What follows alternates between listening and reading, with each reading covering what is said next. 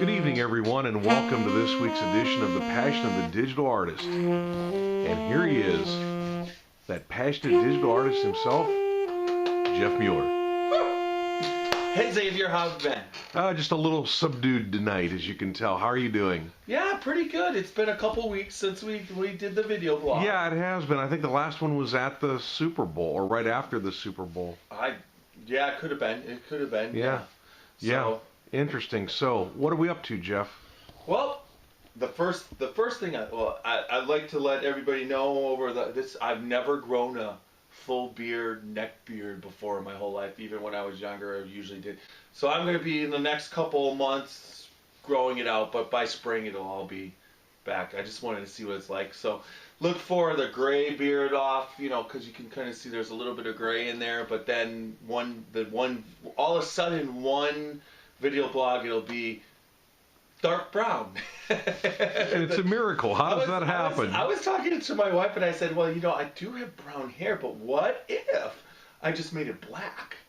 Because who would know? Because you don't have any other hair reference to tell whether I have black or brown. Well, I just have to put a little bit into the eyebrows. Only your hairdresser would know for sure, as this phrase goes.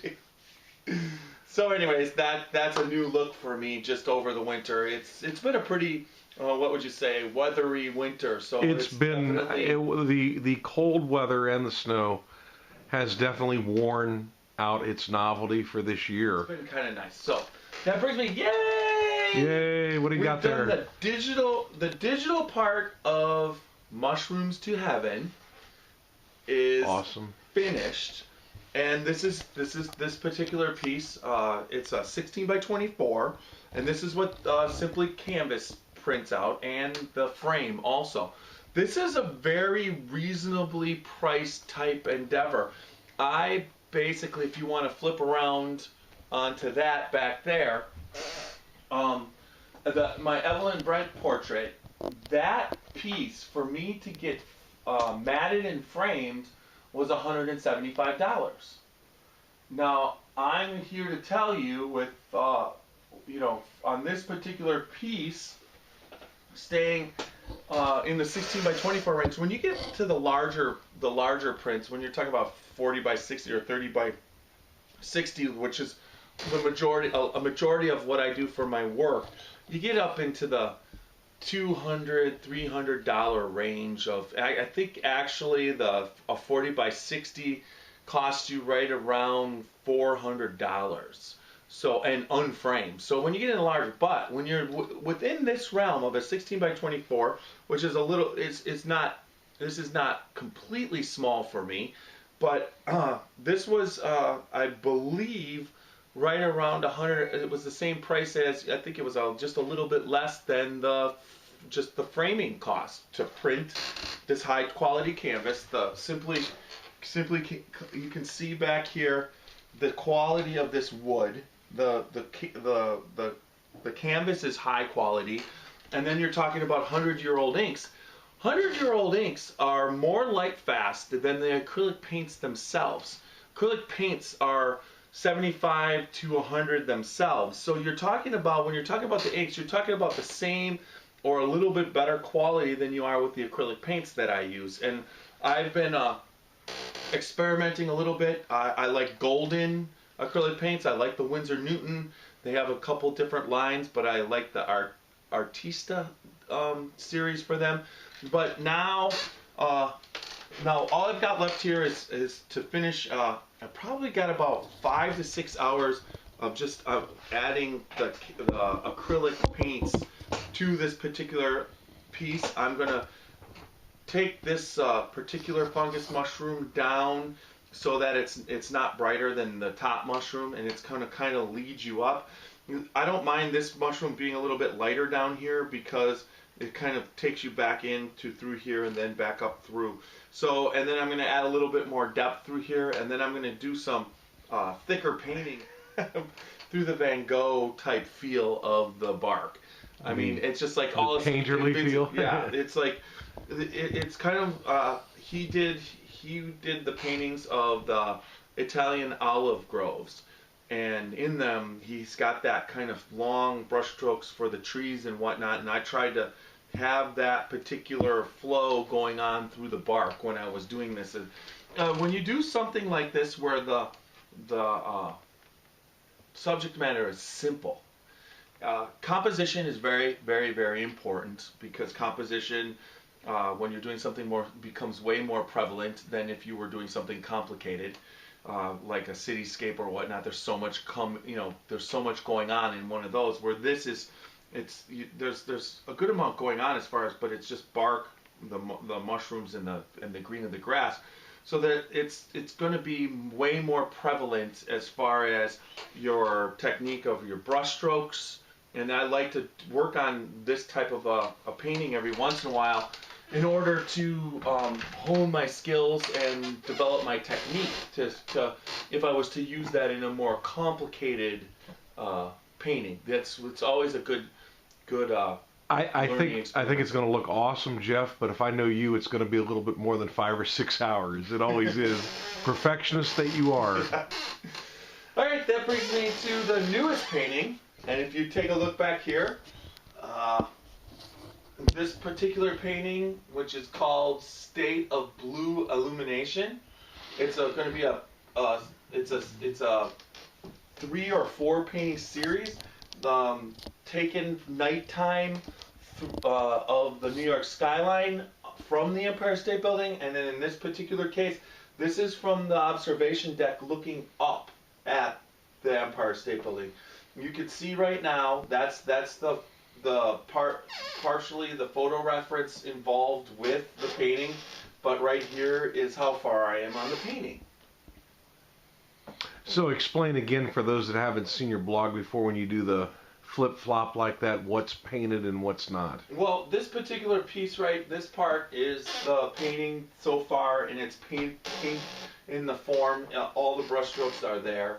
You can see I've got a little bit more to deal with in through there, and then some of the areas I'm kind of roughing in. Now this is my photo reference underneath, and you can see what's going on as far as photo reference. When you come up, you can I'll show you what. This is the actual brush strokes of the paintings throughout this area. And then you'll be able to see as I get down, and you can see right through this area here, now as we come to the windows, this area right through here and right through here, I've pretty much painted, whereas this area here is reference. And what I do when I'm painting, and I'm gonna show in a couple minutes, you'll see what we're doing. Stop motion. I'm experimenting with the GoPro, which allows me to set up behind me. It takes 1 frame per every 10 seconds. So I've got a short video that I'm going to play in a couple minutes, and for a couple minutes, and you'll be able to see what I'm doing. But I can play it, you'll see it up on the screen. And then here, what I do when I paint is I basically reference the color and what's supposed to happen, and then I take away the background and I paint the color in. Then I'll take it, okay, you can see right there it needs to be a little bit lighter, so there we go. I take it in the lighter area, paint that in, and I'm basically referencing the photo for color and positioning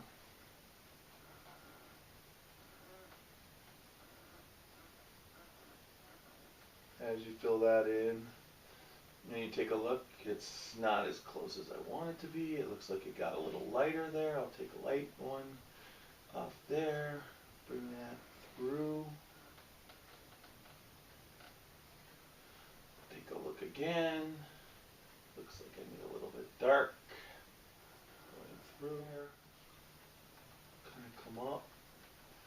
And that's pretty much how I'm painting on this. So as you progress, that's how you also check yourself. Have I repainted this? You've you toggle it back and forth like that, and you can see where you haven't painted. Oh, right. You could sell a lot of times, like right into this, like there's some areas that I haven't painted yet, right through here. I'll pick, boom, you go in, fill in, and you paint. When I'm doing that, that allows me to see what my painting is, and then as you back off, you see what's going on. That's how I go about doing it, using the photo as a reference guide, mainly for color. Now, in a lot of different cases, for instance, up here, which is a great example here, that as I take it away, the scaffolding or the antenna or whatever up there has been painted away. And then the other thing that I like to do, let's see, that's what this started out looking from the straight photography. And then what I did is alter it to be what I wanted it to look like. I wanted a more bluer look. I didn't like that would have been nice, but it's just too plain for me. And then once I get into this, which really intensifies the color, and then you drop that in to start overall making the whole building feel, the whole building will have a certain cleanness that's not there that I'm going to paint in, so as if it was per sky. So that's where we are with that. Very exciting painting. I can't wait to see how that one comes Yeah, out. the stop motion, I'll put that in. You'll be able to see it. It basically, this is my first test, and I want to show everybody it. But then I'll have a good. I'm planning on doing it again, knowing exactly how to go about doing this. I'm especially impressed with your decision to go to the blue, the midnight blue cast on the building, sort of an evening serenity, yet a certain excitement because of the lights. When you had it with the gray look, as the original photo was, gray and sort of brownish almost, that gives it much more of a kind of like a, I don't know, a neo-industrial quality to it rather than the serene evening look. So I think that was a barn burner decision there. It's cool how you say that, because when I took the picture initially, I mean, it's just so stunning being up there in August. It just was a gorgeous night, and I've got some spectacular other paintings that'll be coming out of it, but this particular the graphic aspect of it. But looking up, taking that picture, that's how I envisioned it, and that's pretty much how it is with a lot of my paintings. I see it, and then I see the moment, but I envision the moment, what it's going to look like as a painting, opposed to picking a photo, which I have done, where I pick photos and then I envision what it's going to look like from the photo. I like, in this particular case, in a lot of my paintings, to actually have the painting in my head and take the photo as reference to do the painting, opposed to, well, for instance, with the mushrooms to heaven, that particular painting was an iPhone picture that I liked. I was shown it, and the picture itself inspired me, but I didn't see that painting when it was pictured, because I didn't take the picture, for one, and for two, you know, I saw the painting once I saw the picture. So you have random photos that then inspire a painting, versus you have some external exploration that makes you take targeted photos to develop the painting. And honestly, that's how most of my paintings are. It's the process that I enjoy, because I love to view the world. I love to take my camera out, either the camera we're using now or the other camera, and I love to basically go out and capture a painting. That's what I'm looking for, is to capture an actual painting. And when you see that in your mind, and then you take the picture, you still have it burned in your mind, and you know what you're adding to it. Whereas something like that, I had to work my way. I knew I liked the bark in the painting. That's why I thought it was a good picture to paint.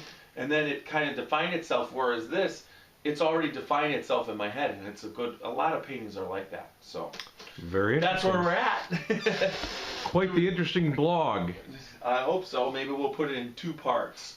Maybe we're the only 2 people that'll find it interesting. Who knows? Hopefully not. That was excellent, Jeff. I enjoyed that. Folks, I think that's a wrap for this week. Yep. It's great to see you all again, and see you guys soon. Y'all take care. Bye-bye.